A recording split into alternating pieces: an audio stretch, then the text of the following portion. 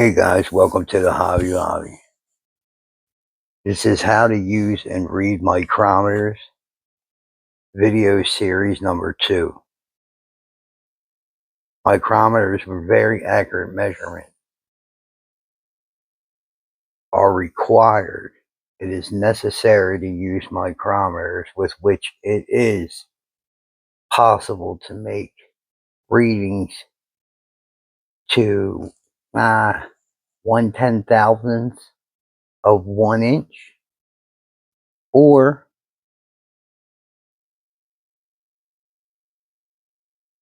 1/10 millimeter. That's very, very, very small. Okay? They make metric and standard micrometers. Obviously, the only difference is standard and weird. Metric. I'm sorry, metric, not weird. Them Brits, man. Now, some of the greatest machinists were Brits. Right up there with all the American greats. Anyway, so right here we have us. This is a 1 inch. This is a 0 to 1 inch micrometer. It's a standard, American standard. It's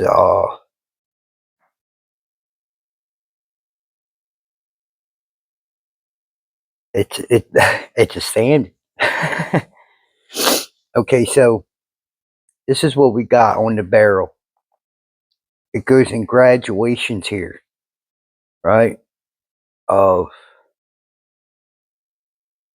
25s. Okay, the barrel is in 25s, and then you have your wait, did I say that wrong? No, yeah, that's your barrel, and then this is your sleeve, and your sleeve has the other measurements on it. I don't know if you can see that. Let me bring that up there so we can see here. Okay, so this is your barrel, and your barrel is in graduations of 25 right here. Okay, and then this is your sleeve, and your sleeve has other graduations on it, as you can see.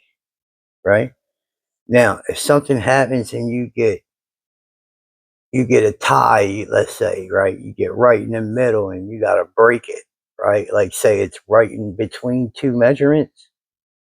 That's what this here. This is your tenth. All right.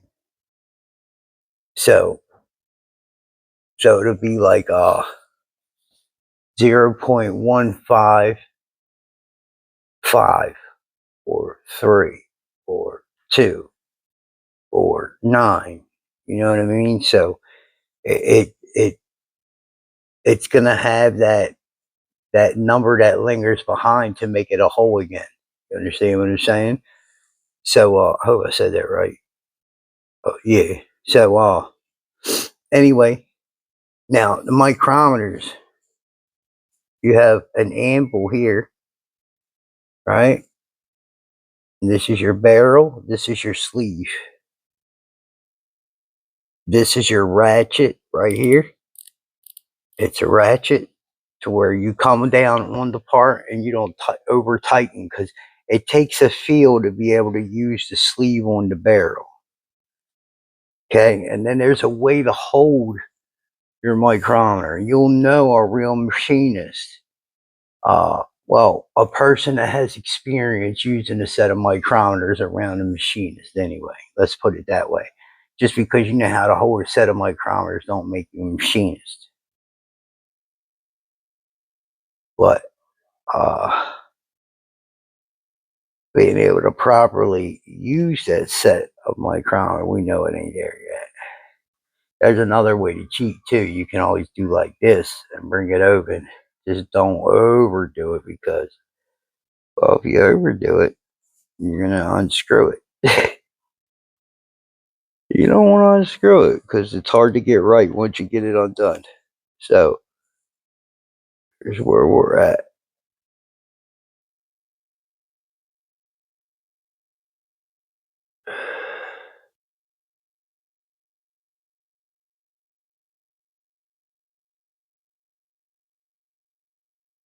I'm comfortable with that right there. How that slides, it's got a drag behind it.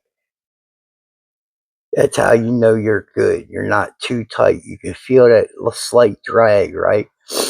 Well, then you can take your ratchet and just ratchet it once. And then you'll see that drag again, but it'll be just a tad bit tighter. That drag will be. And that's really what you want. And where we're at is, let's see here. We are at 1 inch exactly. See how you have that 0 right there? And then that 0 is right there on that line right there. You're at 1 inch exactly. So these micrometers are calibrated properly. They are good to use on anything that you need to use them on. Technically speaking, that don't mean that they are calibrated to what a shop is. Now, let me say this. Yesterday, I said that calibers are not a machinist precision tool. Now, this is what I mean by this. They are a precision tool, okay, in comparison to most other measurement tools. However, for machinists, what I mean by that is that we'll grab a hold of calibers and keep checking apart until it gets right down to that area. And when we're looking for the nominal, we pull out a set of micrometers. When we're looking for that, we pull out a set of micrometers because this is going to give us a much more accurate measurement than a set of calibers ever will. And that's all I meant by that, because I don't want nobody to get the discrepancy. It's a machinist precision tool. It surely is. But it gets us close to that measurement. It gets us close to where we know, oh, slow down now. We don't want to take so much of a bite off of this. We're getting close to that measurement now. So now we put the micrometers, the calibers down, and we pull out a set of micrometers.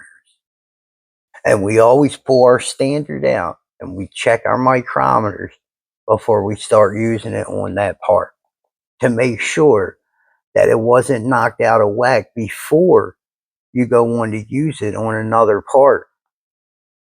Not knowing that it was whacked out the whole time, you're using it on that part and that part's now wrong.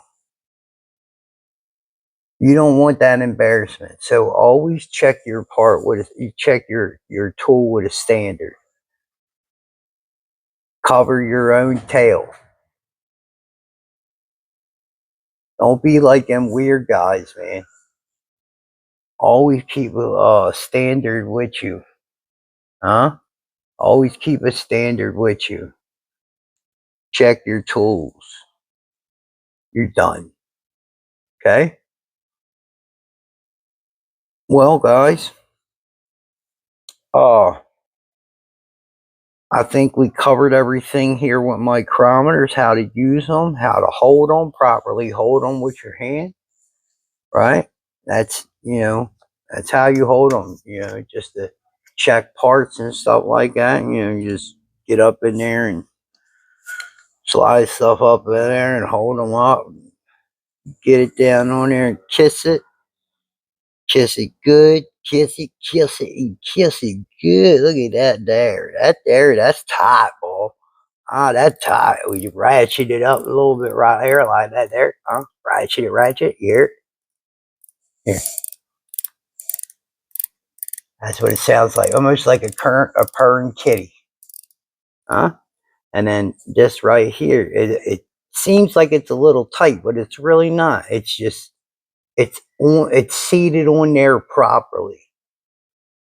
Okay, to the proper tightness that it gives you that of a measurement. I mean, you can't get it no tighter of a measurement. There's not a tool out there that will give you a better measurement that way than a set of micrometers. And it don't matter if you got to go inside out, you get a pair of inside mics. Outside in, you get a pair of outside mics.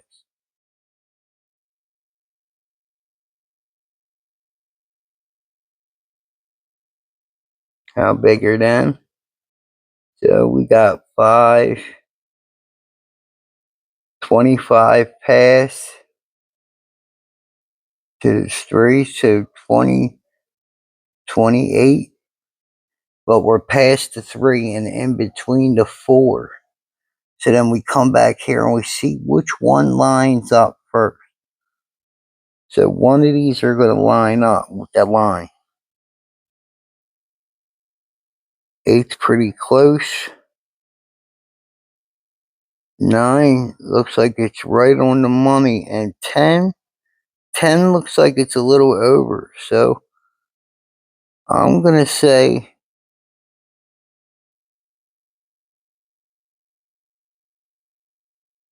9/10.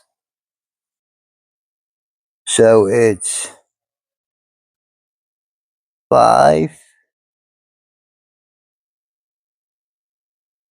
Let me write it. Give me my marker. Where's my marker? I ain't got my marker? Oh, shoot. Let's write it. So we got 0.5.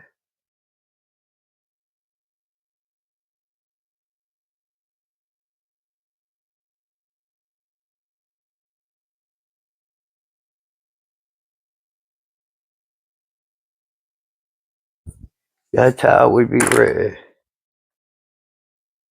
If I'm wrong, pause the video, look at it yourself. Right? Hold on. You got that? And then I'm going to bring it around here. Oh, right here. And look at the 9 on it.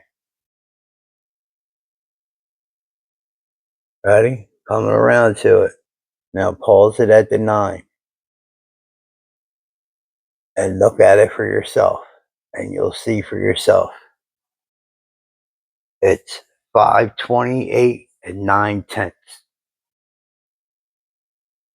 So that's 528,009/10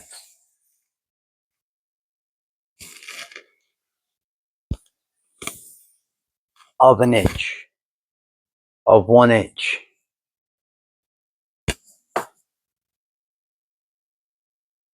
And that's what you're looking at.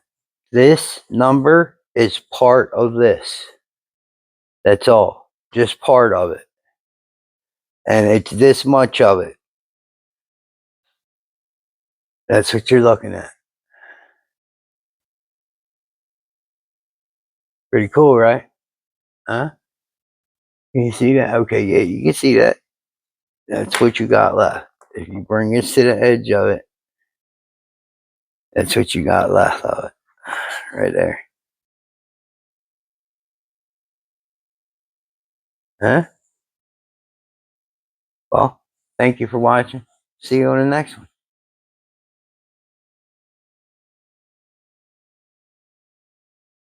So you have we count in standard, the English count in weird, and the Australians, well, they got koala chronometers, and only they can make them. So we're gonna need a set of them if we're gonna you know, jump over to their side of the woods. Anyway, just wanted the koala chronometers. They say they count bananas for us. So yeah, okay. Just wanted to say it.